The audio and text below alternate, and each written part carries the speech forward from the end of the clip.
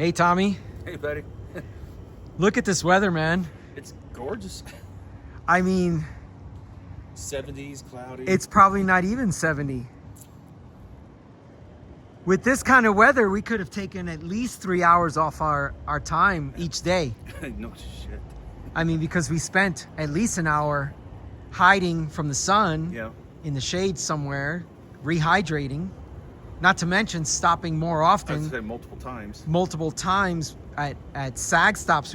In this weather, I could blow past a sag and probably stop every 50 to 60 miles instead of every 30-ish. Me, I was dying every 2 hours to stop. Yeah, because it was just, we were just out of water. Yep. Yeah, this weather would be awesome right now, and I don't know if it's gonna rain. I haven't looked at that forecast part, but I'm standing in this and it just feels really nice. What's going on with you? I know I can't hardly talk. What's going on with your lips, my friend? Dude, it was so dry the last few days. Yeah. Even putting constant sunblock lip balm on, my lips got so dried and chapped. And yeah, they look like they hurt, brother. Yeah. So yeah, forgive me if I'm talking funny because I don't want to move my mouth too much. Wow, they really cracked. And yeah, we kept putting on, and we kept reminding each other. Yep, self-care. Self-care. We kept reminding each other, chamois cream. Yep. And lip balm. So we kept trying to remind each other of that. So it's not like we totally forgot it. It's just you're constantly drinking, so it keeps getting washed off. That's true. Yeah, it just keeps the lip balm keeps getting washed off. Yeah, so let's talk about my bike for a few minutes. And okay. So I rode my Ritchey, and it was funny because I only saw one other Ritchey in the 4 days, and it was a guy that wasn't on the event, and he had a cyclocross breakaway green. I forgot what color the logos were. It looked like it was Canty brake, by the way. And I shot a short clip, so I'll add that later. But this was the perfect bike, for me anyway. Perfect saddle, everything was perfect. The only thing I probably would have done differently is gone with a high stack aero bars like you had.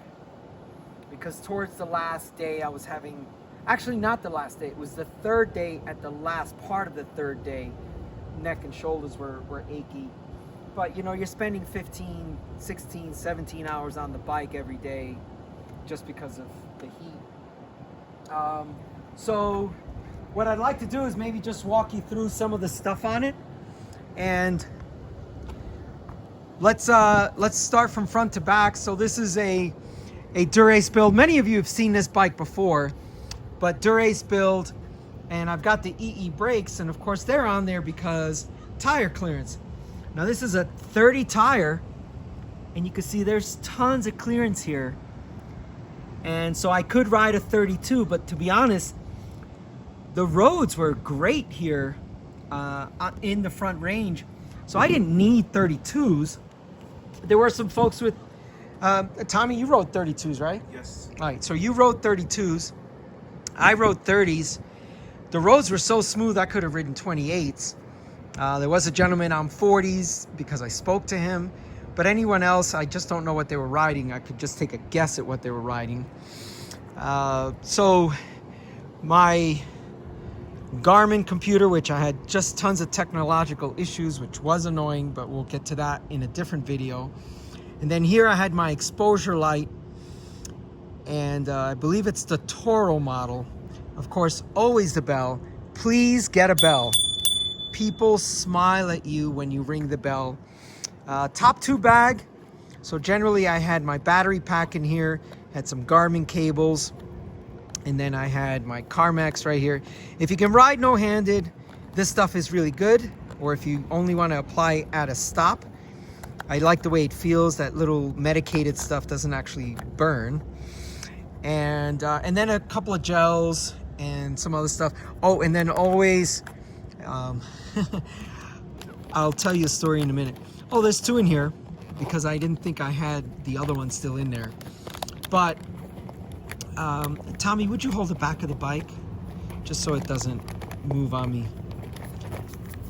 So this right here, this is Redmond sea salt in a just a pill bottle. and Redmond sea salt, the kosher, so the bigger crystals. And then I brought that along, and then of course also had my Tommy, thank you so much for holding the back of the bike. Some extra of this, but I also had some in my bag, which I'll get to in a little bit. Then I had, these are folding readers. Maybe what I'll do is a separate video with everything that I carried in my top tube bag, and then you folks can also share with me what you carry in your top tube bag. Now, once I situated everything in there, then the dyno plug sat right at the very top. So anytime I adjusted anything or took anything out, I then put this right back on top.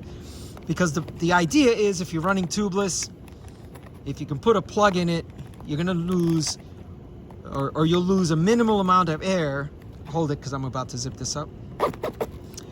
And you'll only lose a minimal amount of air, and then you're back rolling again. Once you put your plug in, you don't even have to hit it with a CO2 or anything.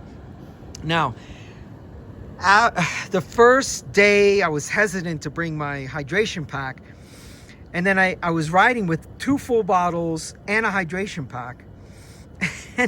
and in fact, I ended up using a hydration pack more than anything, and these bottles ended up full. So then on day 3 and day 4, all I did was put powder in these, because I never drink plain water on the bike or in my bike bottles. I'll tell you what I do here in a second. So I realized I'm not even drinking these, I'm just drinking out of my hydration pack, which also has fuel. What I do, and what Tommy and I were doing, is whenever we were getting into a hot section, then we would buy, or I would buy, like 2 liters of water in 1 liter bottles, Smart Water. It's just a nice thin cylindrical vessel, and it fits in my jersey pockets. Or I take these 2 bottles, put those in my jersey pocket, and then put the 2 water bottles, Smart Water bottles, in the bike. And then I just, every time I hit a descent, I guzzle quite a bit of water, and then I have plenty of fresh water for the hot section of the course, and then I dump the bottles, obviously, in a trash can, not littering. And then I'm back to just the standard stuff. Hydration pack and 2 bottles on the bike. I realized I wasn't really needing to drink out of my bottles, and I was carrying so much extra fluid the first 2 days, so the last 2 days I didn't. Toolkit underneath. And the reason I had to put my toolkit underneath, and by the way, Tommy's like, I don't know if I want to use that on my bike. I don't want to lose my bottle. Well, we hit some pretty rough potholes, and bottle's still in there.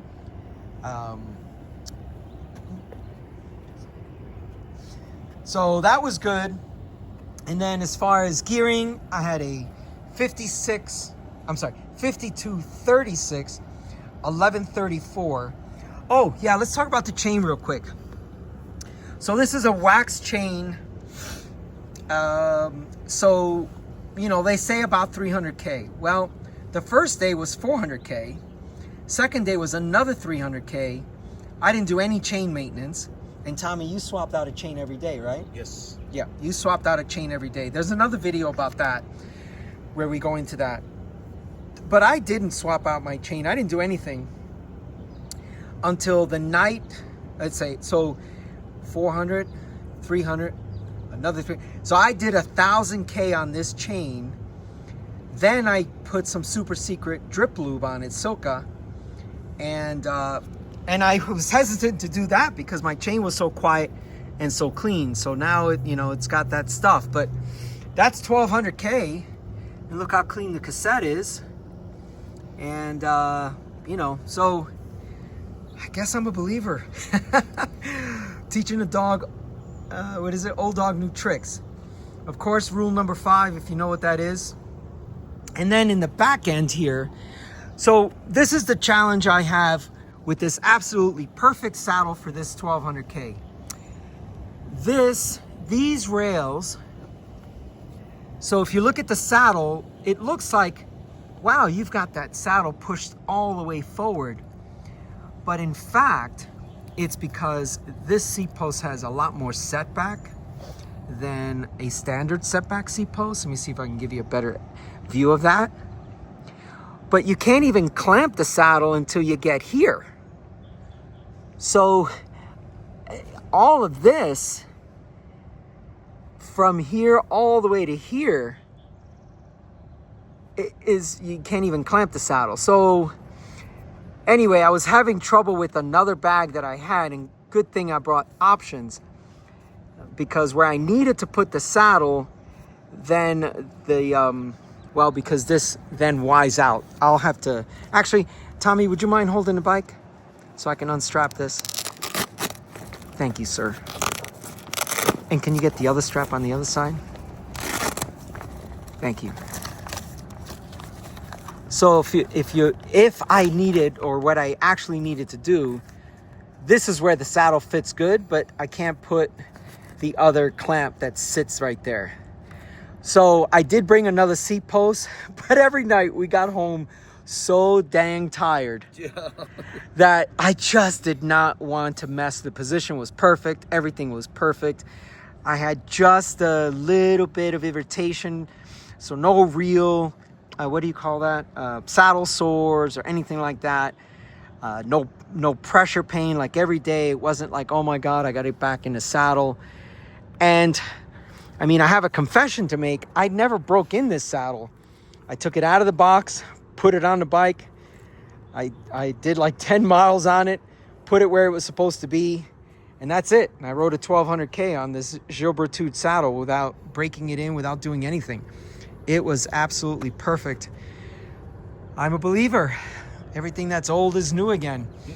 This bag is another absolutely perfect bag for me. This is a pro bag, just like this one.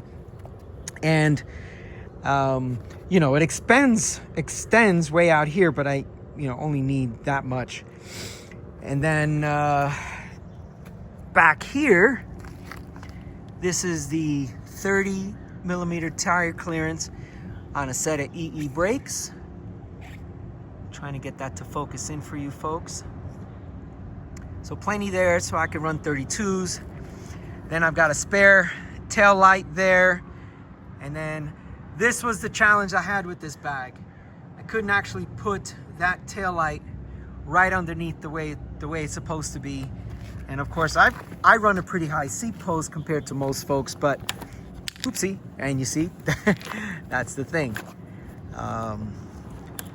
So let me. Can you mount it upside down? No. So what I was worried about, like that's where it should go. But what I was worried about is that the constant bouncing of this saddle on top of this, because this clamp doesn't wrap all the way around it, that I thought maybe on one of those potholes it might pop that out. So that's why I left that there. And then the backup, which eventually became the primary, because you can run this on solid for 100+ hours, it seems. Just a very, very long life. But yeah, everything, I mean, I have no complaints about my equipment, about my gearing, about the bike, of course, the bags, everything. Just, I had the right stuff. And if anyone's wondering what's going on with this, before I left, I trued the wheel, and I just wanted to see if the wheel did go back out of true. These were the actual spokes that I had to put a little bit of tension or detention.